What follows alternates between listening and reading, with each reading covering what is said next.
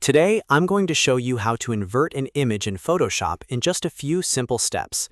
This is a really useful technique if you want to create a negative effect, experiment with design ideas, or quickly transform the colors of an image without permanently changing the original file. The best part is that we'll use an adjustment layer, which means your edit stays flexible and non-destructive.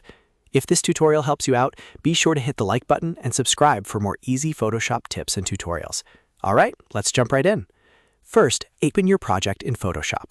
Once your file is loaded, look over to the Layers panel on the right side of your screen. This is where all of your image layers and edits are managed, so make sure you select the exact image layer you want to invert. Choosing the correct layer is important, especially if your project has multiple layers, because Photoshop will apply the effect based on the selected layer. After you've selected the image layer, go up to the top menu bar. From there, click Layer, then hover over New Adjustment Layer, and then choose Invert. When you click it, a small dialog box will appear, asking you to name the layer. In most cases, you can simply leave the default name as it is and click OK.